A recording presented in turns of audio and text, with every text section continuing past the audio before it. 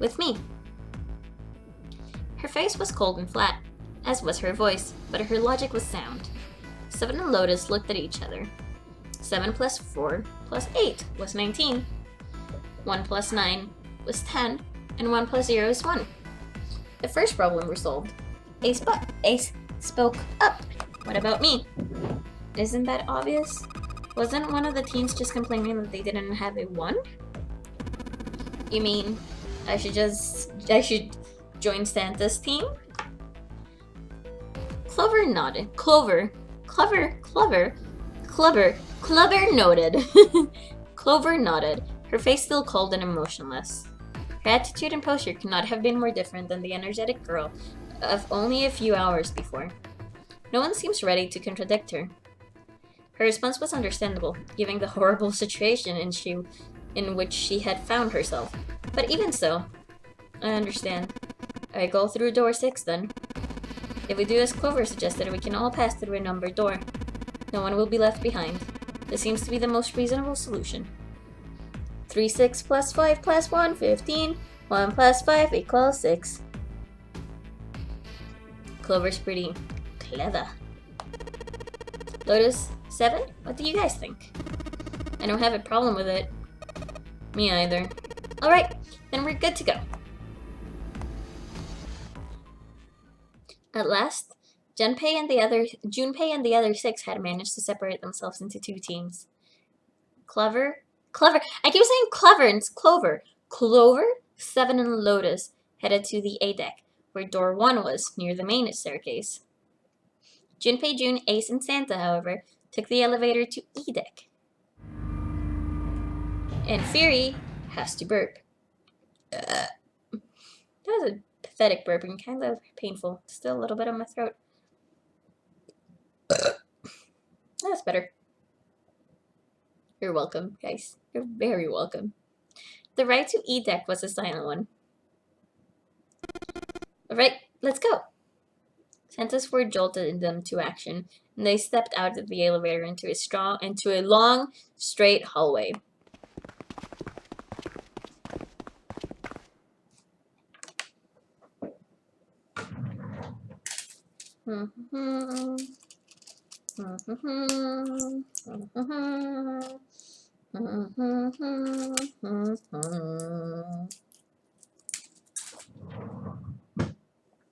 Sorry, I forgot I had to take meds. Before long, they arrived in front of door 6. Thanks for the amazing display of your ladylike manners. You're very welcome. I don't know. I never know if to call you by your name or Cleffa, and it makes it awkward because like I have this second of like, okay, Cleffa. Before long, one by one, they put their palms over the red. With a soft electronic noise, it authenticated each of them.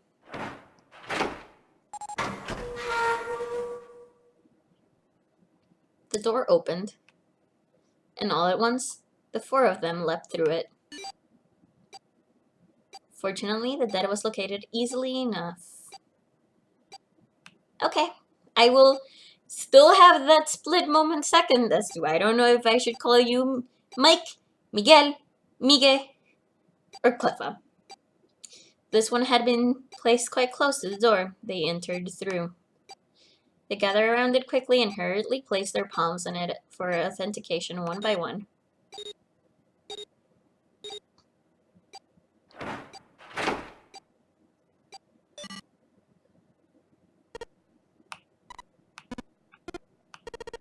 It stopped. Yes, it stopped. The countdown had ceased, but Junpei's heart was still pounding in his chest, like a frantic, thunderous drum. Dream. It felt like as though it might shake itself up out of his throat.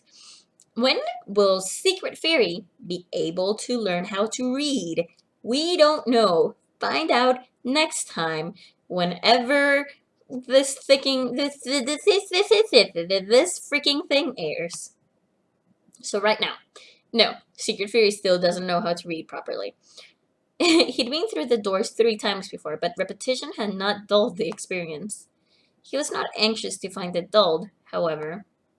He hoped to be free of this ridiculous game long before that happened. Alright, let's go.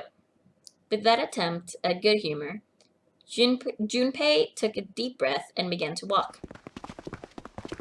He jogged down the stairs at the end of the hallway and found himself staring at a large door.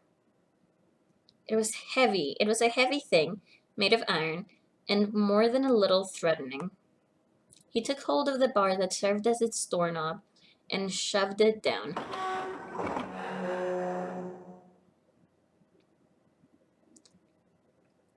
The room beyond stopped him in his tracks. It was gargantuan and made entirely of metal. None of the accents of wood or tile he'd seen in the rest of the ship. This room was purely functional, but utterly tremendous. Whoa, what the hell is this? Mate, if I run. Oh, shut up! Santa got out a few words before Oz stole the rest of them. The rest were too stunned to offer anything more than gasps. It was easily the largest room we've had. Yeah, actually, we had it earlier today. I am so sorry, Cleffa. You missed it. You actually legit missed that conversation. It was easily the largest room I've seen, and yet somehow closed. It was somehow closed and oppressive. Yep, that's what you get. Ah. If not, the ceiling was at least 2 stories high, if not significantly more. It was easily several hundred feet across and appeared to stretch the entire width of the ship. In the center of the gargantuan room stood a massive, rounded building. Even from a distance, the sheer bulk of it was oppressive. Junpei could feel the room and the building, even the air, pressing down on him. Junpei and the others were standing on scaffolding that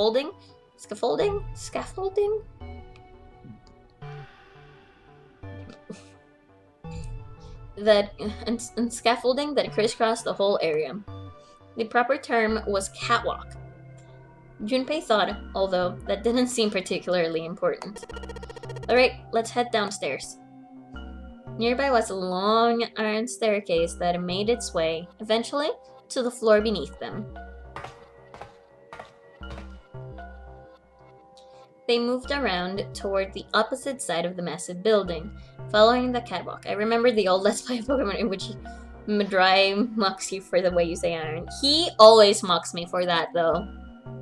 He really does. They hadn't said much as they walked, but as they approached the building, Ace suddenly spoke up. This looks to be the steam engine room. The steam engine room? Yes, the thing that looks like a cross-section of mushrooms is the boiler. Do you see the 3 round doors near the bottom? Coal is put in those and burned, which heats the water, producing steam. The same thing that drives a steam engine. This one is simply somewhat larger. I see. Even if Ace was right, the boiler was boiling nothing as they approached it. The entire room was silent as a grave. Suddenly, Junpei heard a noise behind him. He's still somehow my friend, and I care deeply about him, I'm gonna be honest. He turned just in time to see June collapse to her knees. Hey, what's wrong? Are you alright? He dashed towards her. I'm gonna say this. I don't think Junpei is even that attractive, so I'm glad that we don't see his sprite that often. He dashed towards her and wrapped his arm around her shoulders to steady her. It was then that he noticed. You're really warm. Is your fever coming back? Yes, it probably is. But I'm fine. Please don't worry about me. I just need to rest. I'll be fine. Oh yeah, definitely, 100%. It's the eyebrows? Maybe. It might be, yeah. I don't mind. Looks like guys I went to high school with. Yeah, that's true. Kinda does, but most of the guys that looked like that were assholes. So yeah. Her voice was weak and forced, and it said a great deal more than her words did. Junpei carried her to the nearest wall and propped her up against it. She let her head fall back against the wall, as if she no longer had the strength to support it, and drew a ragged breath. Her eyes were empty, as if she was having trouble focusing them, and even speaking seemed difficult for her. Junpei felt his hand ball itself into a fist, and clenched tight, his knuckles whitening. He had to find a way out, and quickly. He turned and looked at Ace and Santa in turn. They might not have shared the depth of his emotions, but they certainly shared his concern. He didn't need words to express the urgency of their situation. Alright, let's get started. Hang in there, June. I'm gonna get you out of here real soon. She managed a small nod before leaning back to rest her head on the wall.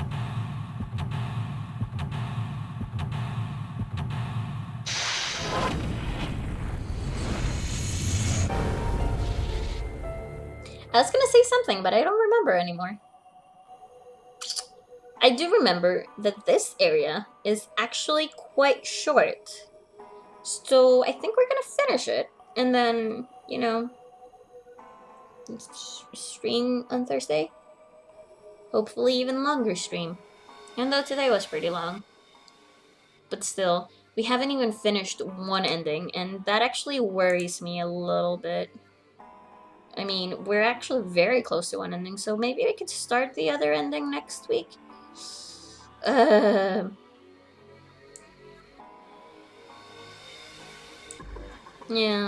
Yeah. So, Fairy, did you know I've been practicing my drawing for a while? Oh, I remember what I was gonna say. I did know about that. I do follow you on Twitter, so I know that you've been uploading some pictures and stuff like that. Plus, it's Inktober, so it would be dumb to not practice your drawing in Inktober. I was gonna say, the basic layout of this stream was made by Cleffa. I did all the editing, making it have a background, the logo, and obviously the two little butterflies, one being based on me and the other one just being a butterfly, both drawn by my amazing friend Shali, who I miss so dearly. And she's so good. Like, just look at her art. Her art is so fantastic. And it's just, But yeah, he made the basic template, and I edited around it, but without his help, this wouldn't have been possible, so thank you very much, Cleffa. Also, he is the one that has made most of my templates, and I need to thank him so deeply, from the depth of my heart, the depth of the black hole that's my heart. I need to thank him. So thank you very much, Cleffa. I just wanted to make sure that people knew it, because it is, I was trying so hard to keep this game a secret that not even he knew what this game was about. He didn't even know it was this game, and that's exciting for me. Anyway, let's start this. Let's just look around. There's nothing in there. Back wall, I can see 3 small slots. Terminals for some sort of connector, perhaps. You mean you think we're supposed to plug something in here? Perhaps. Okay. So we're looking for 3 things. Say this is probably here to move coal from place to place. It probably comes from over there. And then the belt carries it down the tunnel out from here. So if the conveyor belt was moving, yes, the coal would almost certainly come out here. Okay. The pillar that goes up to the ceiling. Was I really good at making it be a secret, Cleffa? Did anyone else apart from Ben know that this was gonna be my stream? Sorry. I just really wanted to, like, I really wanted it to be a secret and to, like,